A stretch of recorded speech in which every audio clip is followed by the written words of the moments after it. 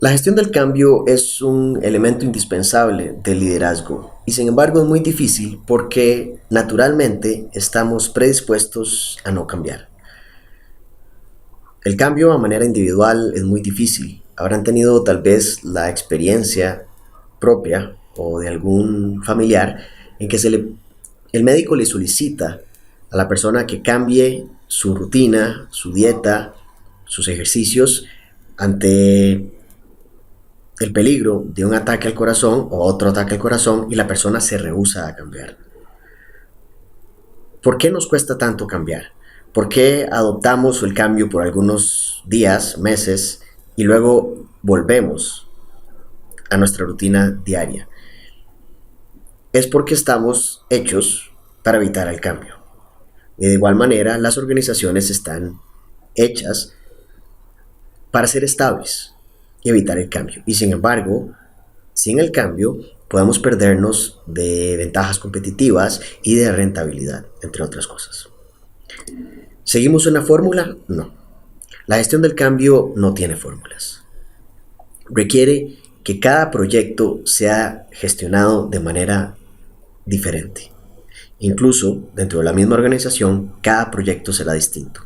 Y lo que tenemos que considerar es la urgencia del proyecto, ¿es este proyecto urgente o no?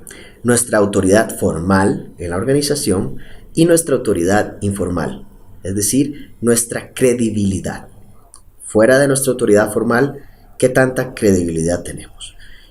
Y en esta credibilidad impacta nuestra identidad social y nuestro estilo de liderazgo y negociación. Hay dos tipos de cambio. Hay un cambio que es proactivo, en el que descubrimos una oportunidad y queremos aprovecharla. En este caso, la urgencia del proyecto puede ser mediana o alta. Y hay cambios reactivos, en el que hay una carencia en nuestra ejecución y debemos enmendarla. En este caso, usualmente, la urgencia del proyecto es alta. Todas las personas pasamos por 4 etapas antes de cambiar: conciencia, interés, prueba y adopción. Todas pasamos por las 4 etapas y a diferentes ritmos.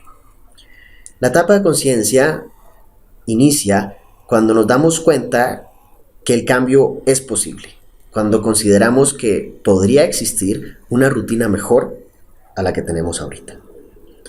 Eso nos hace pasar al interés. Entonces ya nos volvemos más curiosos acerca del cambio y estamos más abiertos a recibir nueva información. Posteriormente, pasamos a la etapa de prueba, en la que comenzamos a experimentar con el cambio y evaluamos los costos y beneficios de adoptar una nueva rutina. Todavía en este momento nos podemos devolver a la etapa inicial. Si continuamos, pasamos a la etapa de adopción, en la que adoptamos el cambio, cambiamos nuestra vieja rutina por una nueva y nos convertimos en partidarios del cambio.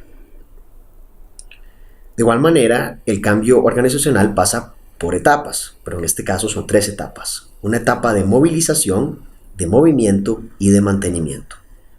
En la etapa de movilización debemos de dar a conocer el por qué es importante el cambio y debemos de empezar a construir las capacidades de la organización para que logre cambiar. Posteriormente llegamos a la etapa de movimiento, en donde creamos momentum de la iniciativa y continuamos construyendo y manteniendo las capacidades de la organización para el cambio. Y finalmente, cuando llegamos a mantenimiento, es que se institucionaliza la iniciativa del cambio. Es un error común estar en una etapa alta de movimiento y no continuar con el mantenimiento y perder todo lo avanzado. Según Kotter, las 3 etapas de movilización, movimiento y mantenimiento se pueden ver reflejadas en 8 etapas. Para movilizar debemos de establecer un sentido de urgencia, es decir, debemos de poder comunicar en la organización el por qué es importante iniciar este proyecto ahora. Es importante también formar una coalición, independiente de nuestra autoridad formal o informal. Es importante que nos acuerpemos con diferentes personas de la organización y que establezcamos una visión, algo que logre motivar a las personas a abrazar el cambio. Luego pasaríamos a la etapa de movimiento, que es en la que comunicamos la visión. La comunicación tiene que ser muy sencilla para que absolutamente todo el mundo la comprenda y la quiera seguir. Luego empoderamos a otros para que actúen en el cambio y programamos pequeñas victorias. La gestión del cambio puede tomar años. De hecho, usualmente toma años. Entonces, las pequeñas victorias nos tienen que alentar a nosotros y a nuestro equipo para continuar en el cambio, sin pensar que hemos sido completamente exitosos, sencillamente que hemos ganado una pequeña batalla y que debemos continuar. Y la etapa de mantenimiento, continuamos con nuestras pequeñas victorias, consolidamos las mejoras y producimos más cambio. Y se deben de institucionalizar las nuevas rutinas. Si no cumplimos con esta parte en la etapa de mantenimiento, como les decía anteriormente, volvemos al movimiento, volvemos a movilización y volvemos a las rutinas anteriores. ¿Qué elementos tiene una buena visión? Para absolutamente todas las personas en la organización debe ser deseable, para todas. Debe ser posible, difícil pero posible, y debe ser relevante. Entonces, además de tener estos elementos, debemos de poder comunicarla de manera sencilla y emotiva.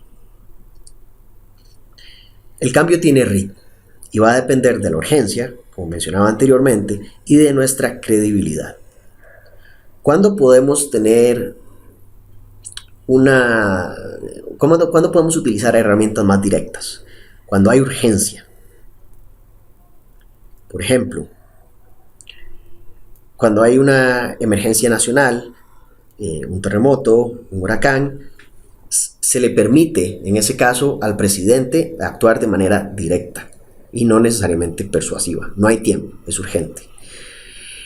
Ya en la organización, cuando tenemos autoridad formal, el cambio es claro, tenemos el apoyo y hay poca resistencia.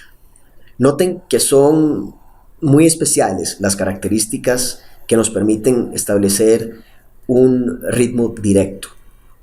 La mayoría del tiempo vamos a necesitar de la persuasión.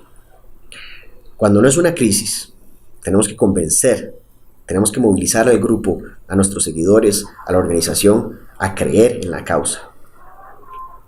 Se necesita mucho compromiso, el cambio no es claro, es complejo y requerimos de una coalición, no necesariamente porque no tenemos la autoridad formal, sino porque necesitamos que se nos acuerpe más. Cuando el cambio no es urgente, vamos a tener un ritmo de proyecto distinto a cuando el cambio es urgente.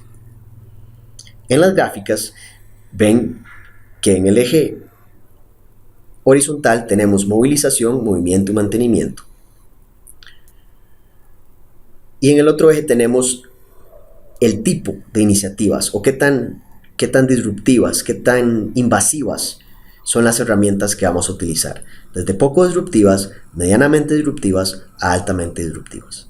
Cuando el cambio no es urgente, debemos de empezar con iniciativas que son poco disruptivas. Porque el cambio no es urgente, entonces requerimos de mucha persuasión. Requerimos que las personas realmente comprendan la necesidad del cambio y crean y adopten. Posteriormente, ya cuando vamos creando movimiento, podemos utilizar medidas medianamente disruptivas y finalmente para el mantenimiento, porque el cambio no es urgente, las medidas deben ser más disruptivas, más directas, más certeras, por decirlo así. Cuando el cambio es urgente, el ritmo es distinto. Siempre vamos a empezar con medidas poco disruptivas, pero para llegar al movimiento vamos a utilizar medidas poco disruptivas, medianamente disruptivas y altamente disruptivas. En un periodo de plazo menor, probablemente, porque el cambio es urgente. ¿Qué es importante aquí? Que cuando llegamos ya a la etapa máxima de disrupción en las medidas, tenemos que quitar la presión. Es necesario quitar la presión para mantener el movimiento y llegar al mantenimiento. Uno de los errores que más comúnmente veo es que las gerencias llegan en movimiento y quieren pasar a mantenimiento con medidas altamente disruptivas, y esto causa el burnout de las personas. Ya están cansadas del cambio y lo que hace es revertir el cambio y nos echamos para atrás. Entonces es importante manejar el ritmo, y el ritmo va a depender de la urgencia del proyecto. Algunos ejemplos de iniciativas para el cambio pueden incluir traer a una firma consultora para que nos dé unas charlas, gestionar con el ejemplo, por supuesto, si nosotros somos los líderes del proyecto, dar capacitaciones internas o externas, conversar con nuestros colaboradores, hacer entrevistas, tratar de entender por qué el cambio es importante o no para ellos, reconocer a aquellas personas que han adoptado el cambio, clarificar los valores de la organización y por qué este proyecto se alinea con los valores de la organización, comunicar el cambio a través de correos electrónicos, noticias, intranet, realizar reportes de progreso y que sean públicos, contar historias de éxito, ya sea que hayan sucedido en nuestro departamento o en nuestra organización en otros países o en otras organizaciones y en otros países. Construir una coalición de apoyo, tener reuniones informales y abiertas. Si ustedes son los gestores del cambio, tienen que estar dispuestos siempre a detenerse y conversar con la gente y atender las preguntas y consultas que tienen. Establecer metas y fechas límite, ajustar el sistema de compensación para que se alinee con las nuevas rutinas y, ya un poco más severo, reestructurar la organización. Todas estas posibles iniciativas tienen cierta medida de disrupción y puede ser que varíe dependiendo de la cultura de su organización. Además, estas medidas van a ser más o menos relevantes dependiendo de su autoridad informal, de su credibilidad. ¿Cómo seleccionamos la herramienta? Bueno, entonces, de las que mencioné, que son un ejemplo, ustedes identifican cuáles de estas herramientas yo podría implementar en mi organización. Y a cada categoría, según la cultura de su organización, le van a asignar una categoría de poco disruptiva, medianamente disruptiva o altamente disruptiva. Luego, podrían asignarle un presupuesto. ¿Cuánto me costaría traer a un consultor acá? ¿Cuánto me costaría enviar un correo? ¿Cuánto me costaría hacer entrevistas? Y asignarle un tiempo. ¿Cuánto tiempo en semanas me tomaría que el consultor haga su proyecto?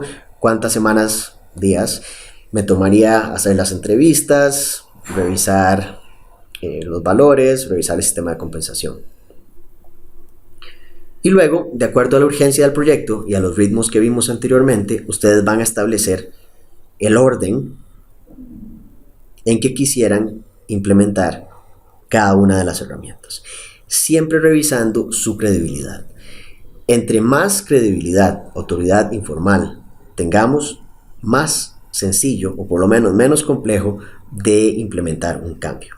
Si tenemos poca credibilidad, aunque tengamos autoridad formal alta, la gestión del cambio no va a ser posible. Porque puede parecer que está sucediendo, pero a lo interno de la firma, por debajo del iceberg, el cambio no se está dando. Y entonces, en cuanto termine la iniciativa, la organización va a volver a sus antiguas rutinas. Les recuerdo que cada persona pasa por estas etapas de cambio y que cada uno de nosotros pasa por las etapas a diferente ritmo. Muchas gracias.